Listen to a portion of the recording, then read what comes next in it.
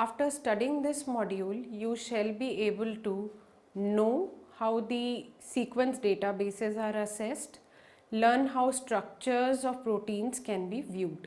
Coming on to introduction, any drug which is designed for human use has to pass through many stages of development.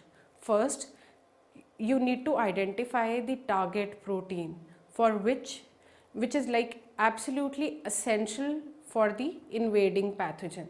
Once that is done, this target is then targeted by the drugs after intricate analysis of its structure. Structural analysis is basically followed by a screening of the designed drug and its analogues to identify the best candidate which is proving best in efficacy, no toxicity and no side effects. Once the screening is performed and the best candidate is selected, it is then tested for in case of humans, which is called as clinical trials, to declare it fit for human use. This drug should be devoid of any harmful effects, which we generally say as side effects. Development of any drug is impeded if it is found to have any toxicity or what we call as side or adverse effects. So what bioinformatics does is, it is again an important tool to check the non-specific off targets also for that particular drug. When we say off targets, it simply means that it also possesses the structural similarity just like the desirable target. This checks for potential adverse effects the drug can possess. This whole process is accelerated by bioinformatics tools.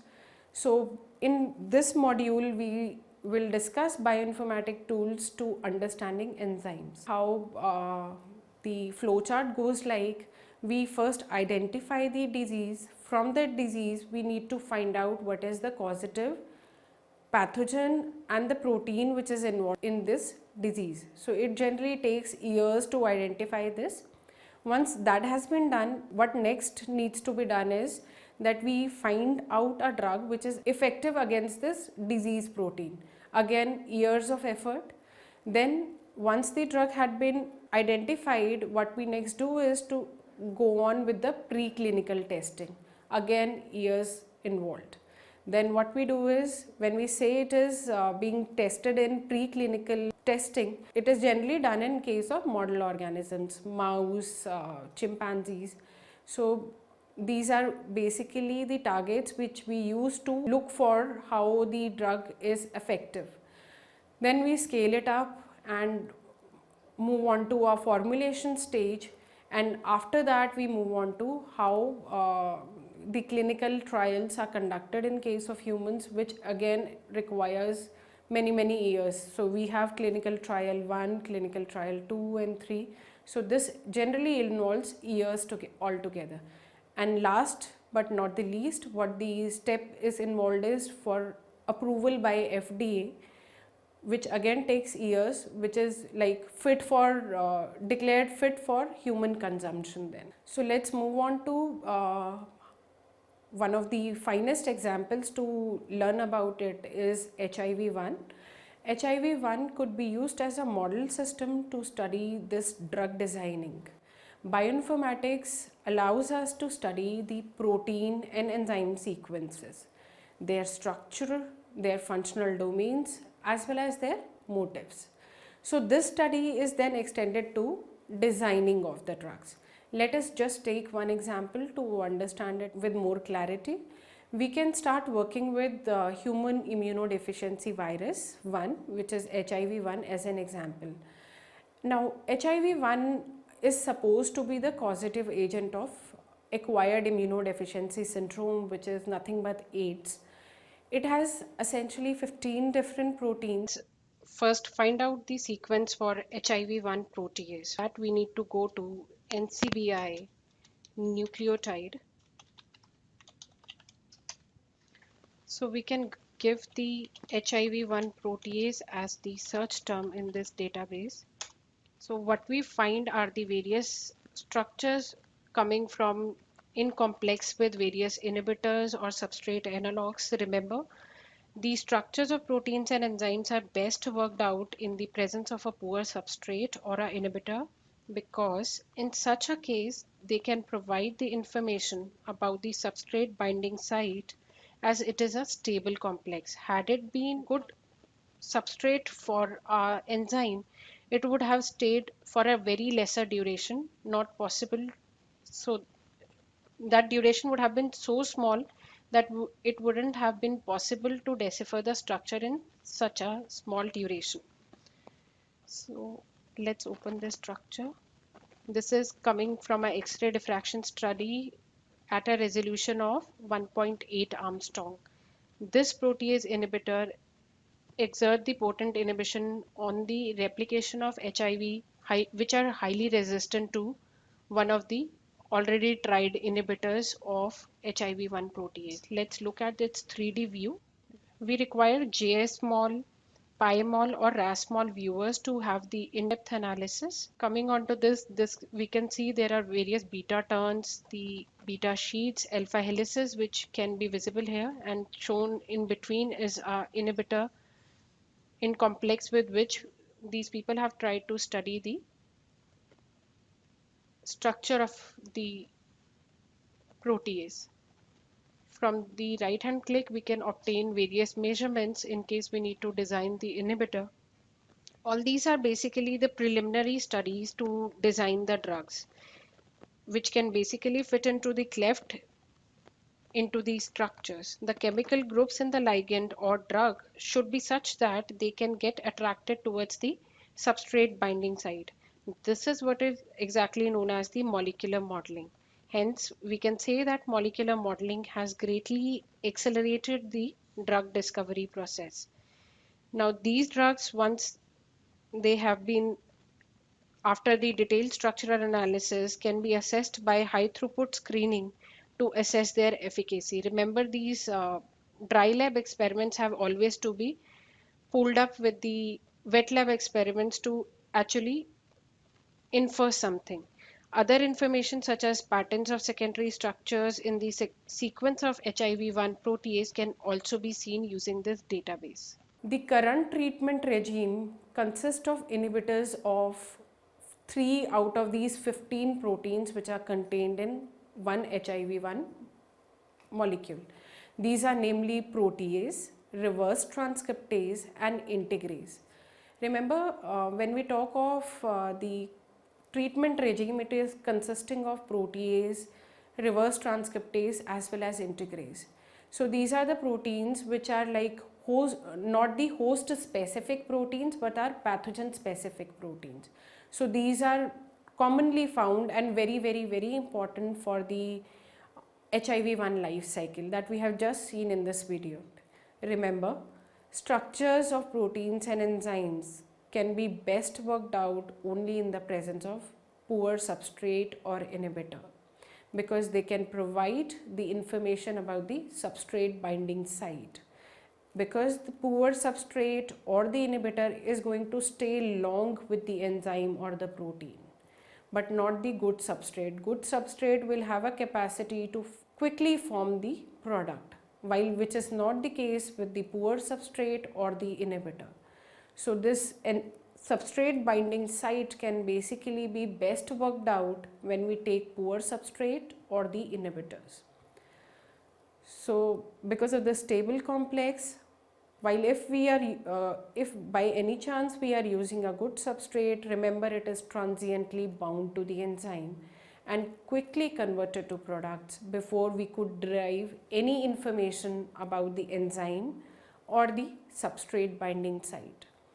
The prediction about its catalysis can then be done by registering the movements the enzyme takes to accommodate the substrate and further movement it does for its catalysis. Remember, enzymes are not rigid moieties, they keep changing their shapes. So the conformational changes it mediates upon substrate binding, which is like fitted under this induced fit model you must have studied in the previous modules. So also conformational changes are brought about by the catalytic steps which it has to undergo. All this is what we call as preliminary studies to designing drugs that can fit into the cleft in the structure. The chemical groups in the ligand or the drug should be such that they get attracted towards the substrate binding site. This is what is categorized under the molecular modeling.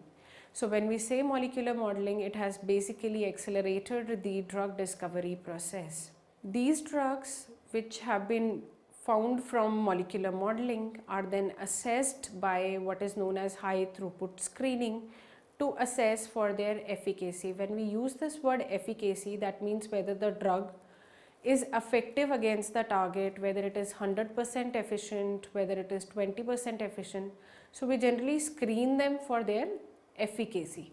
Other information such as patterns of the secondary structure, alpha helices, beta pleated sheets in the sequence of HIV-1 protease can also be seen using this database. We can see on the screen that the time frame for traditional discovery process, how computer aided tools and wet lab screening helps to accelerate the drug discovery process. This is what is termed under the computer aided drug discovery, which is CADD. So various steps are generally undertaken to discover a drug which is fit for human use. Remember, the preclinical trials are always conducted on the model organism. It could be mice, it could be chimpanzees, but ultimately the search or those drugs which have shown good efficacy and no toxicity in the model organisms are then moved on for human clinical trials. The drug has been proved working efficiently against a disease which is generally called a primary lead. It is modified to improve its pharmacodynamic properties and even its pharmacokinetic properties, such as no toxicity, no side effects, and even low dosage. You never want a medicine to be taken in kg level to remove the disease. So it is low dosage is also important. So these are all categorized under what is known as the secondary leads. So secondary leads that have same or better stereoelectronic properties, we can see in table what are these stereoelectronic properties. They are chosen for further analysis. So these stereoelectronic properties should be such that the secondary lead can tightly bind to the target. So we are not only hunting for a good drug, but we also make certain modifications in this drug to make several analogs, and then we look for in these analogs whether they are proving better in efficacy, low dosage. So these are what are all termed under secondary leads. This strategy was used for designing inhibitors for HIV-1 integrase, one of the enzymes with no counterpart in case of human cells. Remember, whenever we take any target, the target should be such that we do not have any counterparts in the human, so that the inhibitor, whatever we are using, only targets the virus or the pathogen but not us. So, known drug that inhibits HIV-1 integrase is CAPE, C-A-P-E, caffeic acid phenether ester. Bioinformatics search for secondary leads gave us such 267 lead compounds, out of which we need to definitely, this has to go in conjunction with the wet lab experiment. So no experiment can be conducted only using bioinformatics. So out of these 267 lead compounds, wet lab experiments confirm that 19 have a better potential to inhibit HIV-1 integrase than the primary lead.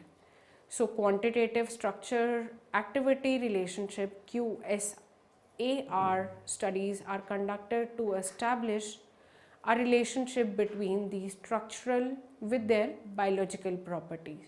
Thus CADD, which is computer aided drug discovery process, thus fastens this drug discovery process. So CADD not only helps in the drug design but also improving the efficacy of the drug. To summarize this module, bioinformatic tools accelerate the process of drug discovery. There are databases that store information about protein sequences as well as their 3D structures. There are two kinds of databases, sequence and structure database. So we just now looked how HIV-1 can be used as a model system to understand how bioinformatics helps in drug discovery process.